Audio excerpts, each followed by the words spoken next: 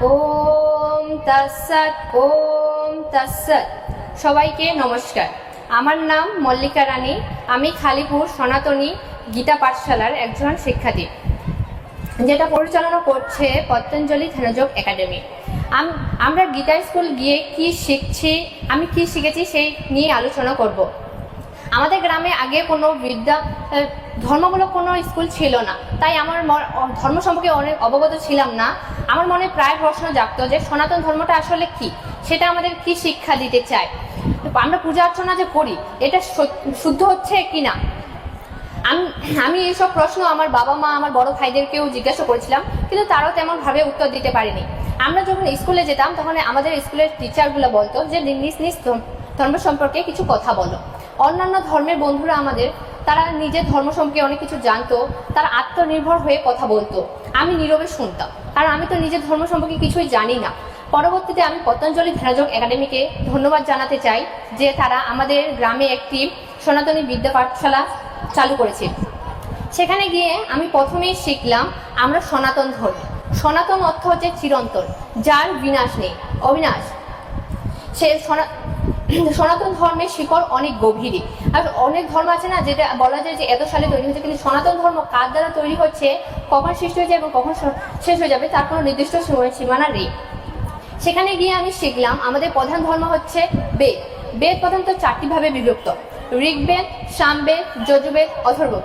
সেখানে গিয়ে আমি শিখছি ঋগ্বেদের মন্ত্র কিভাবে উচ্চারণ করতে হয়, সংস্কৃত উচ্চারণগুলো কিভাবে ভালো করা যায়। সেখানে সামবেদ থেকে ধর্মমূলক গান শেখানো হয়েছে, সেখানে গিয়ে আমি শিখেছি যজুর্বেদ। যজু অর্থ হচ্ছে যজ্ঞ। আমাদের গীতা স্কুল থেকে বিভিন্ন যজ্ঞে নিয়ে যায়, যেমন আজ এখানে নিয়ে এসছে, এখানে আমরা যজ্ঞ কিভাবে করে সেটা জানলাম। অথর্ববেদ আমাদের প্রায় চিকিৎসা, অথর্ব অর্থ হচ্ছে চিকিৎসা। আমাদের গীতা পাঠশালায় প্রায় চিকিৎসা শাস্ত্র নিয়ে কথা বলে। আমাদের তো সবসময় ওষুধপাতি থাকে না, যে ঘরোয়া পদ্ধতি কিভাবে আমরা চিকিৎসা করব। তার শ্রীমদ্ ভগবদ গীতা, এটি হচ্ছে মহাভারতের একটি অংশ, যেখানে ভগবান শ্রীকৃষ্ণ অর্জুনকে বাণী দিয়েছিলেন। এখানে 700টি, যার জন্য আমরা গীতাকে সপ্তশতীও বলে থাকি। তারপর হচ্ছে আমি এখানে গিয়ে শিখেছি মানুষের জীবন 4টি আশ্রমে বিভক্ত। এই 4টি আশ্রম হচ্ছে ব্রহ্মচর্য, গৃহস্থ, বর্ণপ্রস্থ ও সন্ন্যাস। এই 4টি আশ্রম কিভাবে আমরা আমাদের জীবনে অনুশীলন করব, সেখানে গিয়ে এটি আমি শিখেছি। এটি প্রধানত 25 বছর করে হয়ে থাকে।